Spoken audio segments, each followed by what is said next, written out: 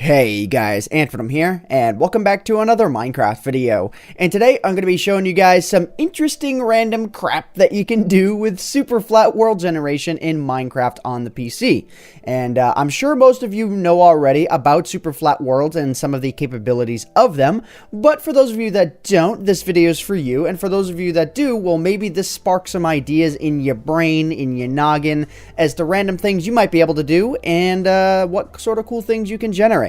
And if you guys do have any cool screenshots of things that you guys wind up generating using SuperFlat worlds, then feel free to leave a comment in the comment section down below talking about it.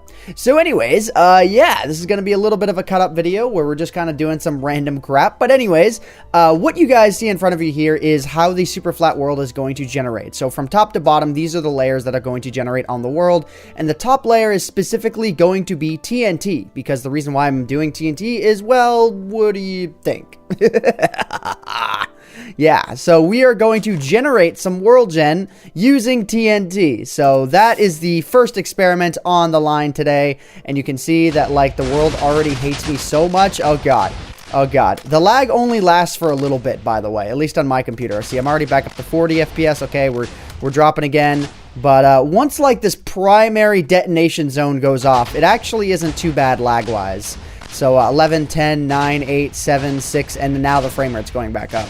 So there we go. So now what I'm also going to do is I'm going to do a little command called game rule do tile drops, and then set that to false. Then game rule do entity drops, and set that to false as well, so that hopefully during the explosions, the actual clay is not going to drop onto the ground and cause a whole bunch of lag from entities. So there you go. You can see that that's not being the case. So yeah. Anyways, if I go ahead and I hit escape here, you can see it does give the world time to continue generating.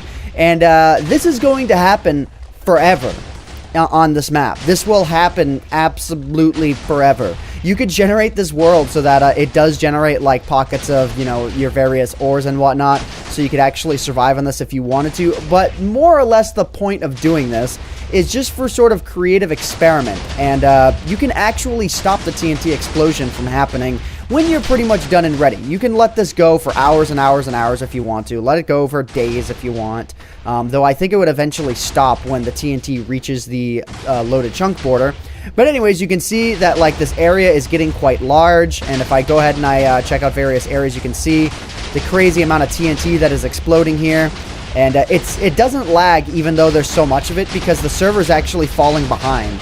So where the TNT isn't necessarily the exact TNT that's exploding. So you can see a bunch of it just disappeared, but there's no destruction right here because it's lagging for each piece of TNT. So thankfully the frame rate isn't sacrificed too much. But if we want to go ahead and we want to stop this, let's go ahead and let's do, what is it? Kill at E type is not equal to player. And that will kill everything on the map that is an entity, except for the player. So you can see now it just sort of leaves this TNT topsoil with red underneath it, and it's sort of got this rainbow thing going on underneath. And if you guys wanted to modify the layers so that there wasn't maybe quite as much red or wasn't quite as much orange or whatever you wanted to do, you could obviously do that. And I'll link to a website in the description below. This is almost like an art piece right here. Like the village that almost was completely obliterated but wasn't quite. You know what I mean? Like seriously, you could have been living on this side of the village, like these two villages right here, and just not realized anything happened. But then you could live on this side of the village and just be like, my god, what just happened? There's a slime over there. And then you could, like, explore your new terrain and whatnot, and it'd be super awesome. So anyways, I feel like this is a fun little concept, and I feel like we need to dive into this a little bit more. What do you guys think? Let's go ahead and let's do that. So the next item on the list here is one of my personal favorites. So as you guys can see here, we have an oak sapling thing going on top of a grass block setup. And you guys can probably imagine what that's going to do. But specifically, I'm actually using the setup of the overworld right here, except right after this grass area right here, I've actually pasted in the little thing that says Minecraft : saplings, so that it actually generates a sapling on the topsoil. And yeah, let's go ahead and let's have some fun with that. Let's see, we are on creative so that we can fly around and all that. But as you guys will see in front of us here, on top of this otherwise super flat world, there is in fact trees generating everywhere. everywhere. Yeah, so, I mean, I guess your safest bet is to actually live in a village where a tree will not actually grow directly through your house or something like that. But, I mean, it's not like you're really going to die or anything if the trees wind up getting you. But I would recommend going after a village here pretty soon. You need to stop. Like, you're taking all my carrots, okay? These are my carrots. I need them for survival because there's trees growing everywhere. Okay, there's going to be like too much oxygen in the air here pretty soon. Like, but I need it all. So anyways, yeah, you can see the stuff that is generating around us here is we got, you know, we got lava lakes literally everywhere. We have water lakes. We have lava lakes, you know, every here and there as well. And I think those are actually eventually going to set many parts of the forest on fire. So if you let this forest stay alive for long enough, that would be an interesting little thing. Let's actually go ahead and let's jumpstart that process here a little bit by bone mealing the trees immediately around this lava area. And yeah, this ought to get really fun really quick.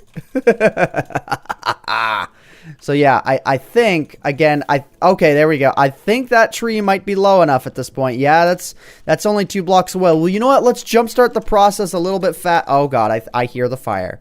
Do you guys hear it? I hear it. Well, now I really hear it. Oh, that one started on its own, actually. That one was not me. Okay, so yeah, you can see what the inevitable outcome is going to be for this world. But yeah, as we continue to look around, like, there are many more trees here than there were before. And if we just kind of sit here, like, we're going to see trees growing everywhere. You know what I mean? Like, and if I were to fly out in this direction, where there's a little bit more blank space, like, trees will be everywhere. So you can see there's trees everywhere here because that was within the chunk boundary. But if we go a little bit further out, you can actually see it's all blank again, and we'll continue to generate even more trees. So yeah, you will never escape the tree goodness. I think this is an interesting way to do this because the fire adding into everything, it's awesome. It's like unique. It's an interesting little art experiment. So yeah, with fire and Minecraft. So yeah, that's pretty much how this one works. I think I'll go ahead and I'll show you guys one more, and then in the comment section down below, you can let me know sort of what experiments you guys have thought of. What? Alright, so this last one is more or less a fun one to experiment with explosions in Minecraft. So as you can see here, we have just a red stained glass layer that is 100 thick. Let's go ahead and let's spawn this up. It's not going to be anything major. There isn't even like a bedrock layer or anything like that. But when we spawn on top here, you can see that it's red glass. And if I actually break my way all the way through, like, let's go and let's break to like layer 50 or something like that. Let's go and let's check this out. So this is about layer 50. Now what I'm going to do is I'm going to summon a fireball at my location with a power of 20. And there we go. It's summoned. If I go ahead and I punch that down, the cool thing about this is that when you explode fireballs deep in the glass, you can see the exact area that the actual explosion went in. So you guys thought I was going to stop at like that explosion. Like, no, that's not how we do here on the AntVenom channel. It's not, we don't stop until things have gotten completely and totally ridiculous. So yeah. Wow. Oh god. Yeah. That's how that one works. That was an explosion size of 200, and that pretty much just kind of worked immediately, actually. I'm actually really surprised that it did. But anyways, as you get really far out, you can see just how the explosion, like, rips through the glass like it's nothing. It really does make for an interesting little art piece over there. But anyways, again, I'm AntVenom. I go insane with things. I mean, considering how quickly that happened, I think it's probably time to take this up to 1,000 on the explosion. And I'm just going to keep recording with this, you know, with my recording software. It doesn't even matter. Anyways, let's go ahead and let's do this. So before it was 200, now it's 1,000. Okay, bam. Don't crash, don't crash, don't crash. I don't think it's going to, but maybe it will. Oh god, what have I done, guys? Guys, what have I done?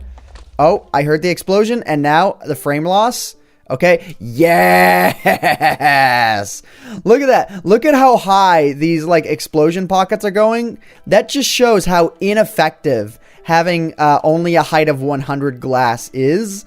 But as we go further and further and further out, again, you can see that just multiplied by 5. Like, you can see how far out this explosion goes. It's awesome and insane and amazing all at the same time, guys. It's awesome. Yeah, don't even deny it. It's super awesome. But let's go ahead and, I don't know, should we do another one in that hole? I think that might be an interesting idea. Yeah, I feel like I've come up with a great idea. Like, good plan, AntVenom. There we go. Okay, but wait, where is the exact hole that goes down? I think it's... Is this it? No, that ain't it. This is it right here. Okay, let's go ahead and let's do a couple that are like explosion power 200. Just a couple. You know what I mean? Just like bang. Let's go ahead and let's remove this so it's someone's right underneath me. So there we go. Bang. Okay, let's go ahead and let's do a few more. Bang, bang, bang. That's 3. Bang. Yeah. Go. Go. Oh, one of them exploded right here. So anyways, guys, yeah, that is my fun with super flat maps for the time being. Again, feel free to let me know in the comment section down below what crazy ideas and what crazy nonsense you guys wind up coming up with. I do find it rather interesting, though, that no matter what, it seems like the explosion lines kind of always follow like a set path. It's really kind of cool. Like, it's not that you don't see any in sort of the middle here. There's just always a bunch stacked on top of each other. So that's kind of nifty, but yeah. Anyways, guys, I'm going to go ahead and I'm going to end off this video for the time being. My name is AntVenom, and I bid you all farewell. Thanks so much for watching.